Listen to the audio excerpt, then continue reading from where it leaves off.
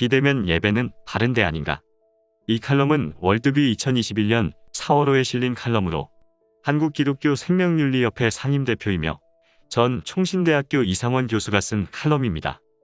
코로나19의 전염에 대한 우려 때문에 정부가 주일에 모여서 드리는 대면 예배를 전면적으로 금지하거나 혹은 허용해도 사실상의 금지나 다를 바가 없는 수준으로 축소할 것을 명령하고 주일 예배 이외의 모든 유형의 교회 소모임을 금지함에 따라 예배를 중심으로 하는 교회 활동이 심각하게 위축되었다.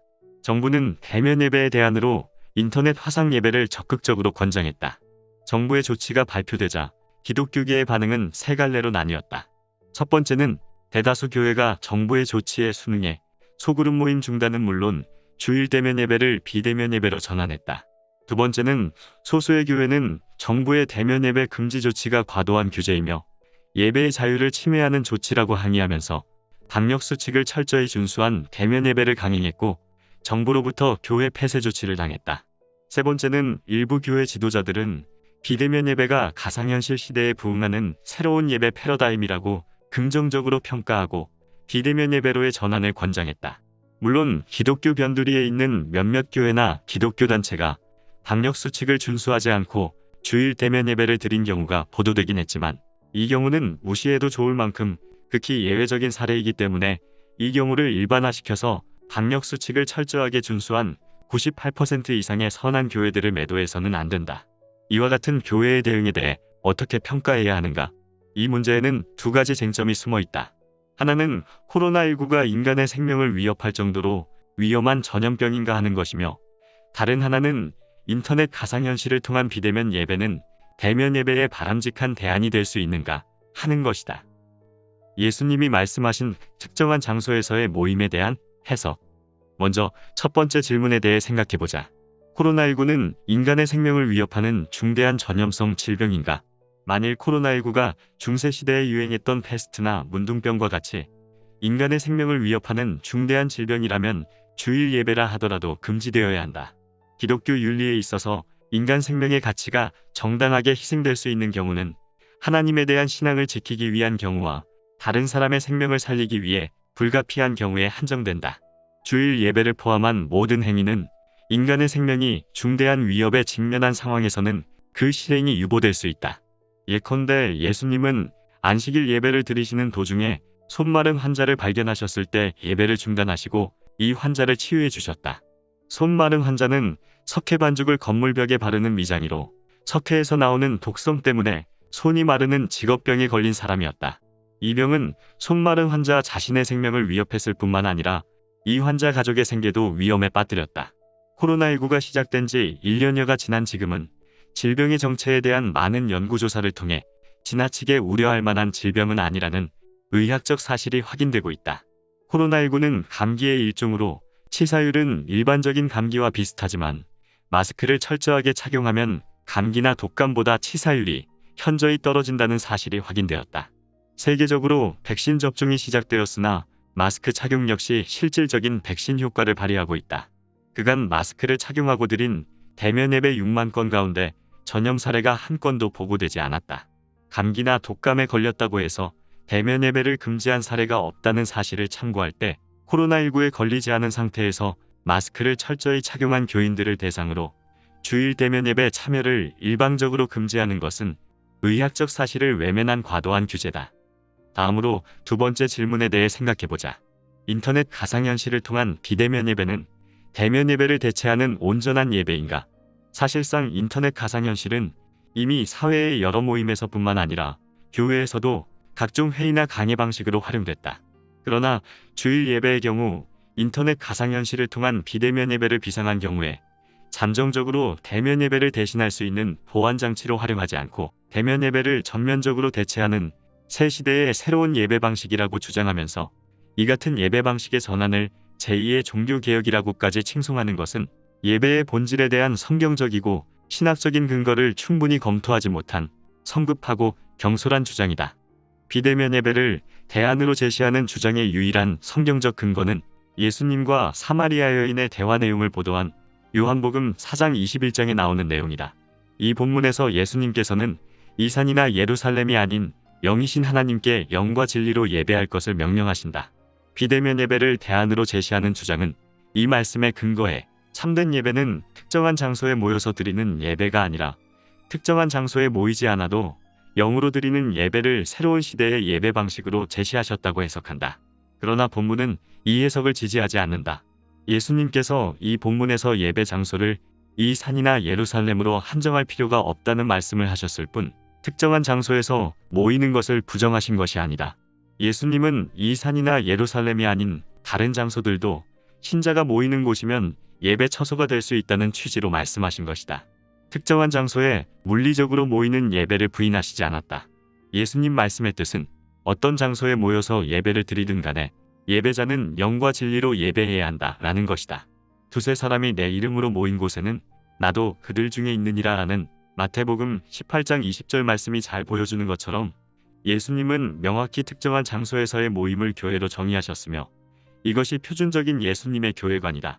게다가 구약에서 교회를 가리키는 용어인 카하리나에다 그리고 신약의 교회를 가리키는 용어인 에클레시아는 모두 이론의 여지 없이 특정한 장소에서의 모임을 뜻한다. 성경은 특정한 장소에서의 모임을 해체하는 말을 한 일이 없다. 비대면 예배를 대안으로 제시하는 주장은 한국 교회 문제의 핵심은 예배당이라는 장소를 교회로 오해하는 데 있다고 진단한다. 건물이 곧 교회라는 관점으로부터 사람이 곧 교회라는 관점으로 인식을 전환할 것을 강하게 요구하고 이런 전환이 제2의 종교개혁이라는 논증을 폈다. 그러나 개신교의 경우 교회는 건물이 아니라 신자들의 모임이라는 가르침은 충분히 교육되어 왔기 때문에 사람이 교회라는 인식은 이미 많이 보편화되어 있다. 코로나19로 인해 초래된 문제는 건물이 교회냐 사람이 교회냐의 문제가 아니다. 그뿐만 아니라 평일에 드리는 예배나 성경 공부나 기도회를 불가피한 경우에 인터넷 가상현실을 통해 드릴 수 있느냐의 여부도 아니다. 쟁점은 신자가 동료 신자들과 함께 모이지 않고 혼자 고립된 공간에서 드리는 예배가 바람직한 주일 예배가 될 수 있는가 하는 문제다. 이처럼 비대면 예배를 대안으로 제시하는 주장은 요한복음에 관련 본문에 대한 해석과 교회론의 오류가 있는 주장일 뿐만 아니라 기독교 신학의 핵심 교리인 성육신, 십자가상의 죽음, 부활, 새하늘과 새 땅에 관한 성경의 가르침과도 배치된다. 영이신 하나님은 장소와 시간을 초월해 어느 곳에나 계실 수 있는 분이시며 실시간으로 무한한 숫자의 사람들과 소통하실 수 있는 분이시며 모든 사역을 동시에 행하실 수 있는 전능한 분이시다. 하나님은 인간이 상상할 수 있고 만들어낼 수 있는 어떤 가상현실상의 비대면 작업도 무한히 초월하는 슈퍼 비대면 작업이 완전히 가능한 분이시다. 그럼에도 불구하고 하나님은 기어코 구속 사역을 이루시기 위해 특정한 장소에 특정한 몸을 입으시고 성육신하셨다. 성육신하신 성자 하나님이 특정한 장소에 세워진 십자가 위에서 신체적으로 죽으셨다. 바로 이 특정한 장소에서의 신체적인 죽으심을 통하지 않고는 인류 구원의 길은 전혀 없다. 이것이 하나님께 드리는 바른 예배에 대해 주는 교훈은 무엇일까? 부활하신 예수님을 따라 부활하게 될 신자들의 몸은 시공을 초월한 몸이지만 동시에 특정한 시공간 안에서 특정한 신체를 가진 몸이기도 하다. 또한 신자들이 들어갈 새하늘과 새 땅은 3차원적인 시공간을 초월한 공간이지만 동시에 특정한 시간과 공간에 있는 곳이며 장차 이곳에 들어갈 신자들은 특정한 시간과 공간에 모두 모여서 영원히 함께 생활해야만 한다. 새하늘과 새 땅에서 장차 신자들에게 주어지는 공간은 오늘날 인터넷 화상 대화자들처럼 몸은 혼자 고립된 방에 머물면서 정신적으로만 가상현실을 통해 함께하는 그런 공간이 아니다. 새하늘과 새 땅에는 혼자 고립되어 지낼 수 있는 공간이 없다. 모든 신자가 함께 모여서 생활하는 공간이다. 따라서 신자가 장차 들어가서 생활하게 될 새하늘과 새 땅에서의 생활 모형의 핵심인 안식일 혹은 주일 예배 방식에 대해 하나님은 반드시 회중들이 함께 모이는 예배여야 함을 특정에 강조하셨다. 이 예배는 각처에서 곧 특정한 물리적 장소에서 성회로 모이는 모임이어야 한다. 초대 교회 교인들은 모여서 예배를 드리지 못하게 하려는 로마 당국의 가혹한 박해에 직면했을 때 박해의 칼날을 피하기 위해 모임을 패하고 흩어져서 개인이 따로따로 예배드리는 편한 방법을 선택하지 않고 죽음을 각오하고 기어이 카타콤에 모여서 모이는 예배를 드렸고 바로 이 모이는 예배 때문에 순교당했다.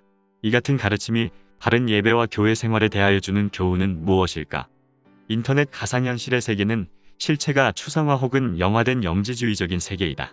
인공지능을 이용해 새로운 세계를 건설하고자 시도하는 사변과학자들은 썩어서 부패하는 인간의 몸을 새로운 세계 건설의 방해물로 인식하고 몸으로부터 해방된 정신만으로 세계를 추구하는 현대판 이원론적인 영지주의에 함몰되어 있다.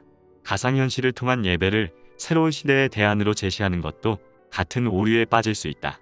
더욱이 일부 교회가 성경의 가르침을 준수하기 위해 방역 수칙을 철저하게 지키면서 주일 되면 예배를 시행하고 이 때문에 정부로부터 부당한 핍박과 고통을 받는 바로 이 시점에 일부 교계 지도자들이 많은 문제점을 안고 있는 비대면 예배를 전면 권장하고 나서는 것은 형제교회의 고난과 아픔에 대한 세심한 배려가 없는 거칠고 무정한 태도다.